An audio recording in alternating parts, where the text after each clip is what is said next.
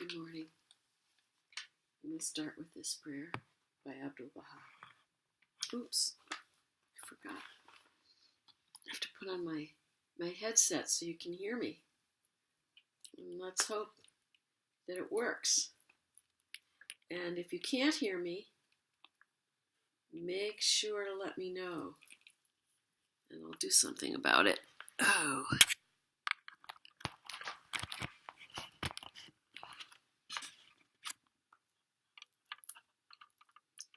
I hope you woke up this morning with joy. I did. It's not always like that.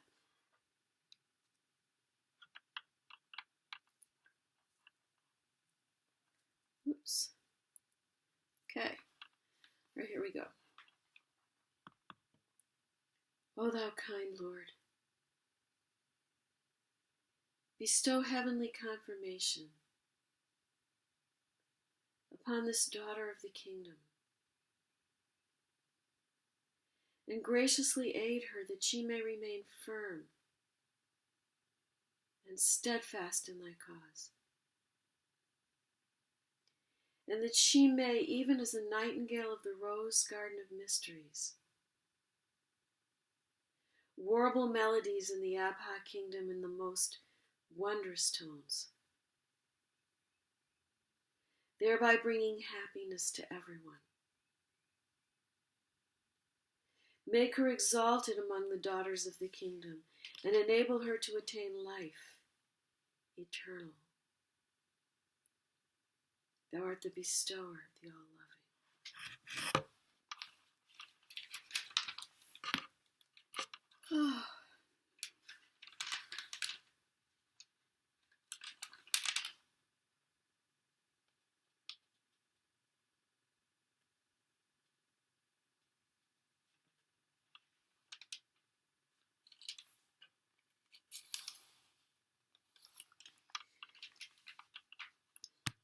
Glory be to thee, O my God, one of thy handmaidens who hath believed in thee and in thy signs, hath entered beneath the shadow of the tree of thy oneness. Give her to quaff, O my God, by thy name, the manifest and the hidden of thy choice sealed wine, that it may take her away from her own self and make her to be entirely devoted to thy remembrance and wholly detached from anyone beside thee. Now that thou hast revealed unto her the knowledge of thee, O my Lord, deny her not by thy bounty, thy grace.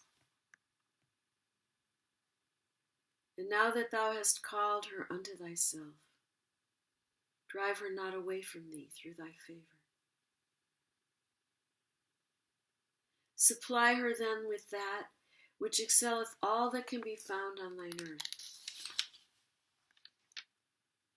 Thou art verily the most bountiful, whose grace is immense. Wert thou to bestow on one of thy creatures what would equal the kingdoms of earth and heaven, it would still not diminish by even as much as an atom the immensity of thy dominion. Far greater art thou than the Great One men are wont to call thee, for such a title is but one of thy names, all of which were created by a mere indication of thy will. There is no God but thee, the God of power, the God of glory, the God of knowledge and wisdom.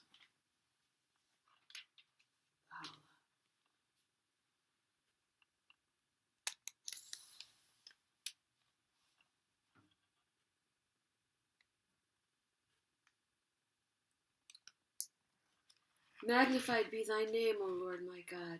Behold thou mine eye, expectant to gaze on the wonders of thy mercy. and mine ear longing to hearken unto thy sweet melodies,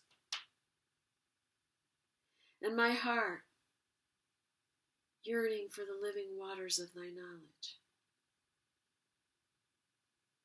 Thou seest thy handmaiden, O my God, standing before the habitation of thy mercy, and calling upon thee by thy name, which thou hast chosen above all other names, and set up over all that are in heaven and on earth. Send down upon her the breaths of thy mercy, that she may be carried away wholly from herself, and be drawn entirely towards the seat, which, resplendent with the glory of thy face, sheddeth afar the radiance of thy sovereignty, and established upon thy throne. Potent art thou to do what thou willest. No God is there beside thee, the all-glorious, the most bountiful. Cast not out, I entreat thee, O my Lord, them that have sought thee, and turn not away such as have directed their steps towards thee. And deprive not of thy grace all that love thee. Thou art he, O my Lord, who hath called himself the God of mercy, the most compassionate. Have mercy then upon thy handmaiden, who hath sought thy shelter, and set her face towards thee. Thou art verily the ever forgiving, the most merciful. Bahá'u'lláh.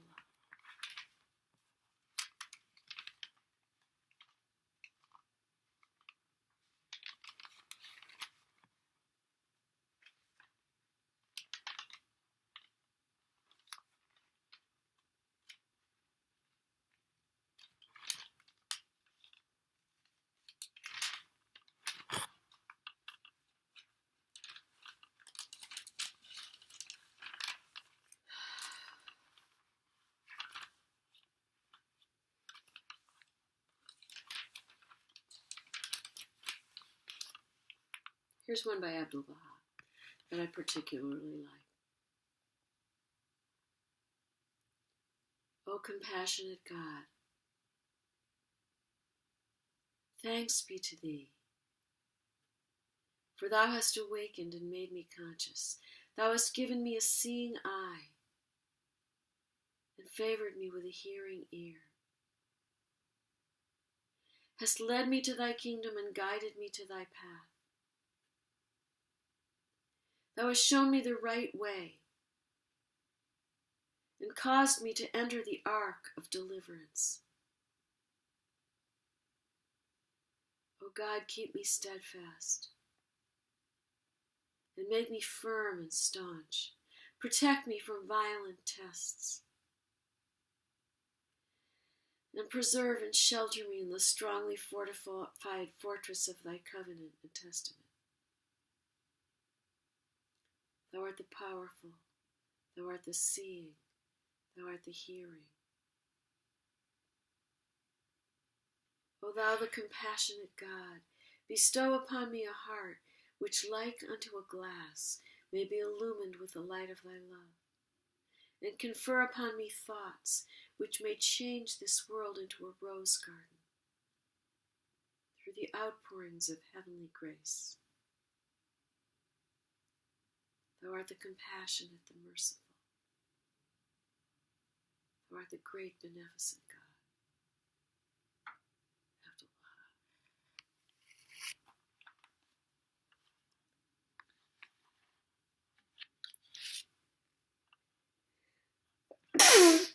Excuse me. Okay, now we're going to read from this book, the Kitáb-Í-Iqán, or the Book of Certitude, by Bahá'u'lláh. And he says, consider the past. How many, both high and low, have at all times yearningly awaited the advent of the manifestations of God, in the sanctified persons of his chosen ones. How often have they expected his coming? How frequently have they prayed that the breeze of divine mercy might blow and the promised beauty step forth from behind the veil of concealment and be made manifest to all the world. And whensoever the portals of grace did open, and the clouds of divine bounty did rain upon mankind, and the light of the unseen did shine above the horizon of celestial might, they all denied him and turned away from his face, the face of God himself. Refer ye to verify this truth to that which hath been recorded in every sacred book. So what is he talking about here? This is a deep subject. He's saying that God has sent divine messengers to guide humanity from age to age. But because people have been so attached to their own ideas of what the return of their own messenger would look like, that they've missed it, and it's come over and over again. So he's saying that something I realized many years ago, that God loves all his children. So he has sent divine messengers to every corner of the globe from age to age, because he never would leave his children without guidance. So whether it has been in India or in Persia or in the Middle East or in the Americas or in Africa, there have always been divine messengers. Whether they're called Buddha or Jesus or Moses or Mohammed or White Buffalo Calf Woman or Quetzalcoatl or the Peacemaker or whatever their names are, they've come from God to bring the teachings of God for the time and place in which they appeared. But because we're so stuck on our own ways, it has to look exactly like we think it has to look. Our interpretations are the only right interpretations. It's kept us from recognizing the beauty of God shining through so many different portals. And that is what he's saying here. Ponder for a moment and reflect upon that which hath been the cause of such denial on the part of those who have searched with such earnestness and longing. Their attack hath been more fierce than tongue or pen can describe. Not one single manifestation of holiness hath appeared, but he was afflicted by the denials, the repudiation, and the vehement opposition of the people around him. Thus hath it been revealed in the Quran, O the misery of men! No messenger cometh unto them, but they laugh him to scorn. And again he saith, each nation hath plotted darkly against their messenger to lay violent hold on him, and disputed with vain words to invalidate the truth. In like manner, those words that have streamed forth from the source of power, that would be God, and descended from the heaven of glory, are innumerable and beyond the ordinary comprehension of man. To them that are possessed of true understanding and insight, the Surah of Hud surely sufficeth. So that's That's a chapter from the Quran that he's referring to. Ponder a while those holy words in your heart, and with utter detachment strive to grasp their meaning. Examine the wondrous behavior of the prophets. And when he says prophets here, he's actually talking about the divine messengers, what we call manifestations of God. Because Baha'u'lláh explains there are two classes of prophets. There's the greater prophets, those are the divine messengers that I mentioned before. And then there are the lesser prophets, such as Daniel and Isaiah and Ezekiel and so forth and so on. Those came under the shadow of Moses or of Jesus. For instance, Martin Luther King came under the shadow of Jesus. He was a Christian. Gandhi came under the shadow of Krishna. He was a Hindu. I think that might be what he means by lesser prophets.